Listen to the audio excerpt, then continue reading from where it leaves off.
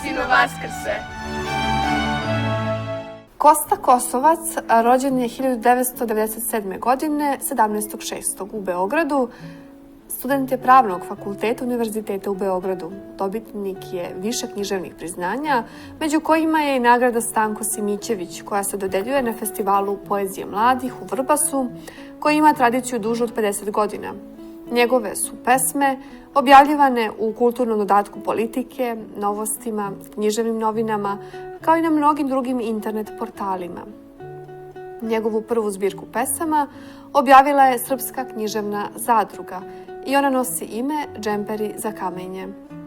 I upravo je za tu zbirku pesama nedavno dobio i prestižno priznanje Matićev šal. Tako da, poštovani gledalci, mi imamo veliku radost da je danas sa nama u studiju pesnik Kosta Kosovac. Kosta, srećan praznik, Hristos vaskrse. Vaistinu. Hvala ponovo na pozivu. Pitaću značajno pitanje, zbog čega vaša zbirka poezije nosi naslov Džemperi za kamenje? Džemperi za kamenje je motiv iz pesme Bukovica, to je gostujuća pesma moje majke Mione Kosovac, koja nije do sad objavila nijednu knjigu i teo sam prosto da pokažem da ono što radim ima neko svoje korenje i da prosto je to zanimljiva pesma da ljudi vide. To je objavljena pesma u Politikinom kulturnom dodatku. Tako da je iz toga izvučeno, zato što je ona u toj pesmi rekla da za taj krš crnogorski, za te kamene predele, ona bi za svaki kamen isplela po jedan džemperčić, da ljudi kada vide te predele ne kažu go krš, nego kažu šareno i predivno. Tako da u tom smislu mi se jako dopalo kao originalno, kao autentično i kao nešto što kasnije može da se tumači na razne načine, kao i u principu veliki naslovi velikih romana, na primjer kao što je Tvrđava od Meše Selimovića. Tvrđava može biti svašta. I šta je ono što vama kao mladom pesniku najviše okupira pažnju? Meni najviše okupira pažnju u principu sve. Zbirka nije tematskog karaktera, već je refleksivna. Prosto sve što zaslužuje da se nađe u stihovima. Ima dosta stvari svakodnevnih koje su prosto robotika.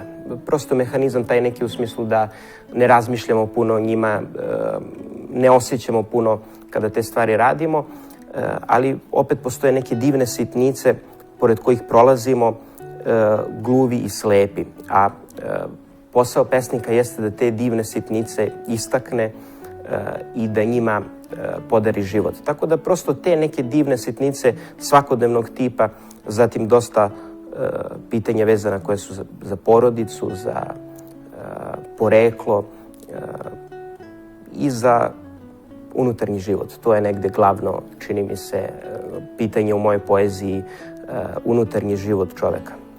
Zamolila bih da pročitaš neku od tvojih pesama i podeliš sa nama na ovaj lep dan. Hoću, naravno. Evo jedna kratka pesma. Slabost. Ja sam, Bože, onaj koji se pred ikonom svake noći kaje i u molitvi ka tebi ruke pruža, al sa grehom ne prestaje. Bože, da li te jedi moja slabost ili ti miriše ko ruža? Prelepo, zaista prelepo. Ono što me posebno dirnulo jeste Šolja kafe, pesma posvećena našim roditeljima, našim bakama, tetama. Kako je nastala ta pesma? Poruka je veoma jaka. Da, ta pesma je nastala, ja neću ipak naravno odavati kako je konkretno ta pesma nastala, zato što je to moglo bi možda nekog povrediti.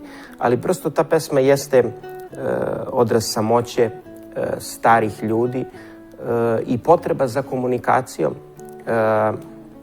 komunikacijom sa mladim ljudima ili uopšte za komunikacijom.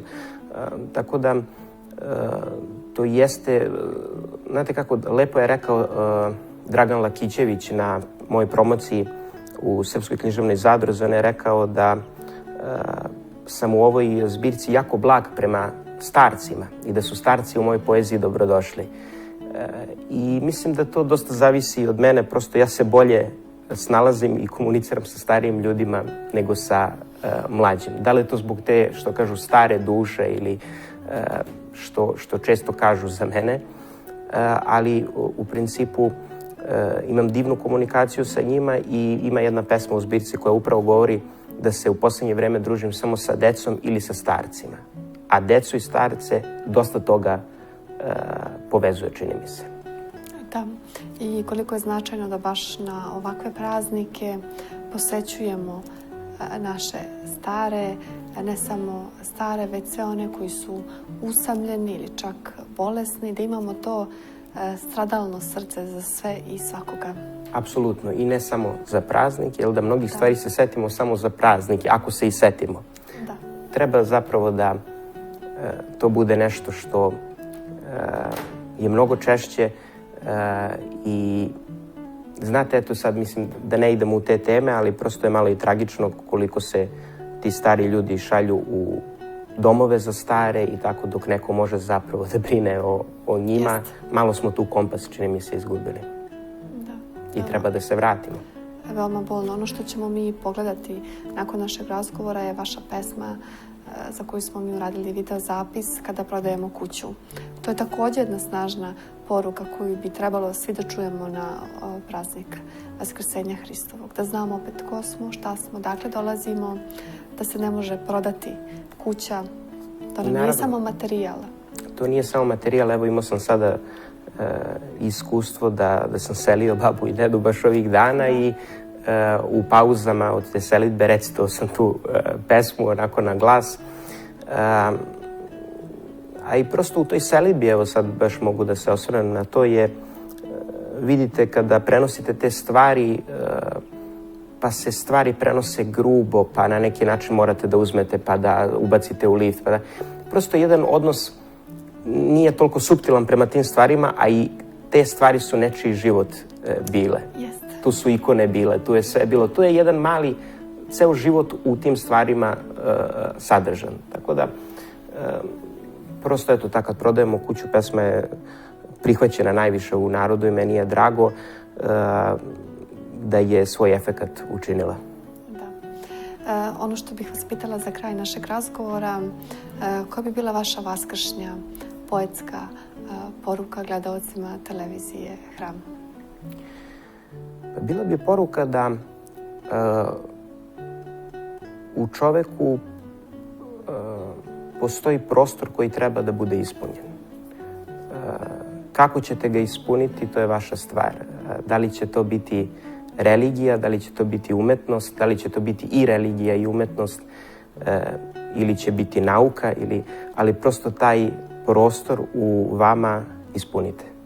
To bi bila moja poruka. Kosta, najlepše vam blagodarim na odvojenom vremenu što ste došli u studiju televizije Hram. Hvala lepo. A mi ćemo, poštovani gledalci, u nastavku da pogledamo pesmu našeg pesnika Kada prodajemo kuću.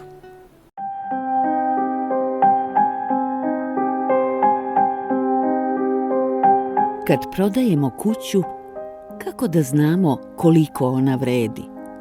U pločicama, u armaturi, u gredi, u slepim zidovima gde otac osedi. Kad prodajemo kuću, šta zapravo u njoj vredi? Onaj ležaj u sobi, gde još vidim otisnuto telo dede i praznu trpezariju gde svi mrtvi sede. I stakleno oko prozora što gleda na reku. Zapamti, kad drvo ruše, tad i hlad seku. I beli parket na kom je moja sestra naučila hod. Ja gledam njeno detinjstvo, a ti samo pod. Kad prodajemo kuću, mi prodajemo i ulicu. Dajemo oglas, ko da dajemo umrlicu. Kad prodajemo kuću, kako da znamo koliko ona vredi? ponajmanje u pločicama, armaturi, gredi.